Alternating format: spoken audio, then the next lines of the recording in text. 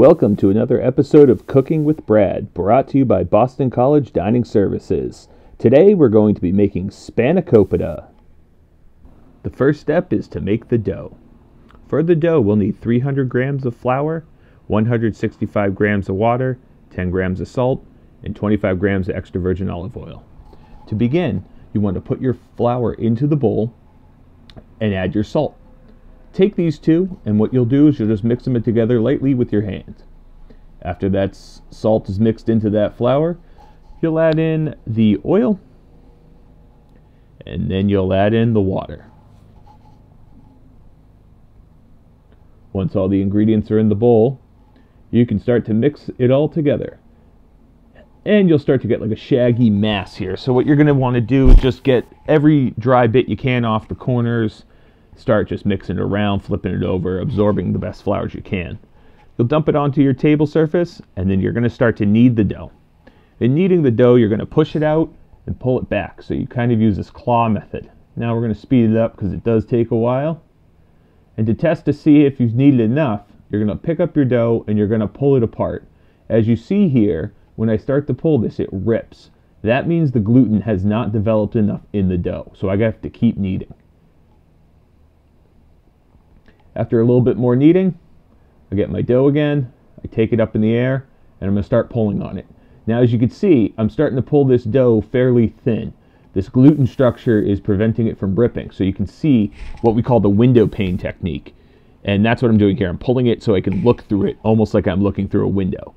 So as you can see, I keep pulling, it doesn't really break. So now I'm just going to form it into a ball, and this will help me for when I'm starting to portion out my dough balls. To portion out your dough ball, you'll need your gram scale again. Now I use my bench scraper and I cut my dough ball in half, and that's just to make it easier for myself. I'm looking for about 80 grams to 90 grams per dough ball, so I'm just weighing them out. Every one I've hit so far is pretty good, but this one here is a little bit short, so I'm cutting off a bigger one just to weigh it out. Now that my dough is weighed, I need to shape them. I want to roll them into nice balls to make them easier to roll out for the Spanakopita. What I'm doing here is I'm cupping my hands over the dough and using my thumb to help pinch it underneath. I move in that counterclockwise and clockwise manner to get those nice shapes. And continue this process until all of them are done, and then cover them with a towel. While those are resting, it's time to make the filling. For the filling, you'll need feta cheese, spinach, mint, dill, scallions, garlic, and red onion. I have about 5 ounces of spinach from a container at the store, maybe about 7 ounces of cheese, but you can use as much as you want. First, we're going to get the scallions cut and just cut them into the rings that are natural for a scallion.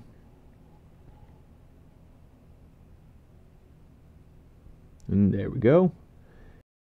And next, we're going to cut our red onion. We're going to take the top off and cut it in half. We'll only need half of that red onion today. So what you want to do is you want to peel that hard skin off. And then you'll take your knife and you will run 3 horizontal cuts on the side of the onion. That will help get our nice dice shape. And after we get those horizontal cuts, we're going to run some vertical cuts going down. The larger you make these vertical cuts, the larger dice you'll have. So if you're looking to mince your onion, you want to make many of them like I have here. And you rotate that and just give yourself a couple of cuts down. That's your nice diced onion for you right there. Make sure you go all the way to the end, get all your good bits there. And your red onion. After the red onion, we're going to do our garlic. And we're going to cut the garlic in the same fashion that we did with our red onion. We're going to make those horizontal cuts first and then come back vertically on them. I like to do all the horizontal cuts on the garlic first and then come back and do all the vertical cuts afterwards. This makes it just a little bit easier to cut, and I'm not dealing with all these bits of garlic. I do not recommend smashing the garlic and just running your knife crazily through it. When you use a sharp knife like this and cut the garlic, a lot of the oils don't leach out, so your flavor is a little bit better on the garlic. So I definitely don't recommend just smashing it. And as you go through, just be careful. Again, garlic's really small, so chance to cut yourself is pretty high. And the next thing we have is our mint. And with the mint, we're going to pick all of our mint leaves and put them into a pile. We're going to do a cut called the chiffonade. And what the chiffonade is a rolled cut where you take the leaves and you roll them together. and then with your knife you make very fine slices down, so you almost make this fine, like hair-like cut with it. So what you'll see here is I'm just rolling up those leaves, getting my knife and just running it right down, making a nice fine shaved mint. And after the mint's done, we'll move right into the dill. And with the dill, the stem is soft, so we can use that too. So just kind of line that up and give it some nice rough chops all the way through. Pretty simple stuff for the dill. Now that all our prep is done, it's time to cook the filling. To start, we'll get our pan on the stove and turn it on to high heat. To the pan, we're going to add oil. Use about a tablespoon or so here. Maybe a tablespoon and a half.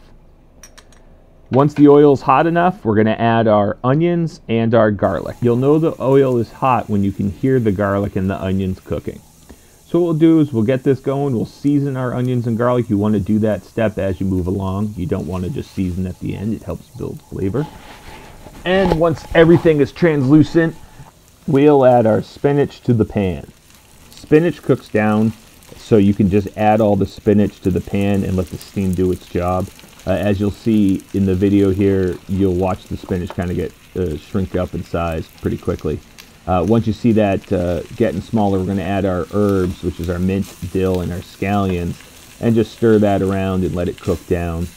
Now, the spinach, as you can see here, has cooked down a substantial amount, and we're almost ready to take it off the heat.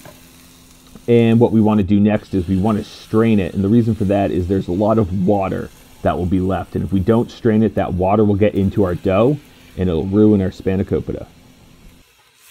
While that's straining, let's roll out our dough. So we have our dough here that we covered in a towel, and we've got our nice dough balls that have been resting, so all the gluten's relaxed. And what we're going to do is we're going to dust very lightly on the surface using your fingertips just to make sure that you don't put too much flour down. Using my rolling pin, I'm going to start getting that circle shape, and that will help because we rolled those dough balls into spheres before. If I get a little stickage on the rolling pin, I just get a little bit of that flour from the surface on there.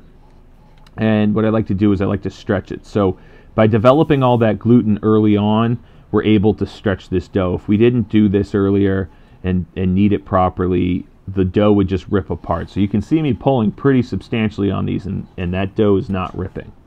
So what we're going to do is we're going to pull this and work this, and we're trying to get an oval shape. And that will help us for when we're filling our spanakopita and when we roll them after. So taking this round and using my rolling pin to move up and down and get that oval shape for this. So as you can see here, I have that shape, and I'll keep working on the next ones. Once you get them all, you'll just layer them on a plate with some flour in between each layer. Once you're all done, it's time to check out the spinach. So as you can see, the spinach has put out a pretty good amount of water. And we're going to transfer this to another bowl, and we're going to add that cheese to it. Once we add the cheese, just mix that around. And I don't know if this looks cheesy enough, so I'm just going to add some more. Once we have that, we're going to take our dough and lay that out on the table, and we're going to brush it with extra virgin olive oil. The reason for this is that when we roll these, the extra virgin olive oil will help separate the dough layers, helping to create flakes. So once that's all brushed, we're going to add our spinach. Now, what we're going to do is we're just going to put this onto the dough. We're eventually going to form it into a nice tube. That will help us roll it easier. So you don't have to be perfect when you're adding it to the dough, because we'll adjust that afterwards. So once we have enough filling on there, we'll start to spread out our spinach and make that nice tube that I was talking about.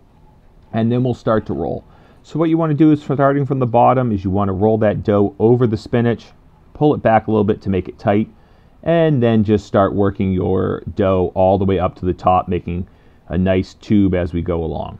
Once you get to the top, drag it down, and then just roll it into a spiral. And at the end here, you want to take that bottom and tuck it underneath. And just continue with the rest of the dough, forming and shaping until all 6 are done. Once you've finished everything, you're going to start to put them onto a sheet tray. Now I have parchment paper on the bottom with a little bit of spray to help prevent them from sticking. Once you have all 6 onto the pan, you'll want to take your brush with the oil and brush the outside. This will help give the Spanakopita some color. And you want to slather that oil on pretty heavily. My brush is picking up a pretty good amount for 1 dip per. If you don't have a good brush, it might take 2. Once they're all brushed, they'll go in an oven at 450 degrees. The cooking time can vary, can take anywhere from 15 to 20 minutes depending on your oven, but you want to see some of that golden color on there. Well, thanks for watching the video. The recipe for the dough is here, as well as the ingredients that went into the filling. And the best part about this filling is you can make it how you like it. If you saw the dandelion video and like dandelion greens, you can add those to the spinach. You could add arugula, Swiss chard, kale, whatever you like to do. As long as you have a good base of the greens, you're fine. Really any amount will work, so that's your choice to do. Play around with it, develop your own recipe, see what you like. If you don't like dill, don't put it in. Don't put mint in if you don't like. Those are my 2 favorite parts, to be honest. So this recipe can be adjusted, it can become your own. Make it a couple of times and play with the ingredients and find out what works for you. And I'll catch you guys soon. Thanks for watching.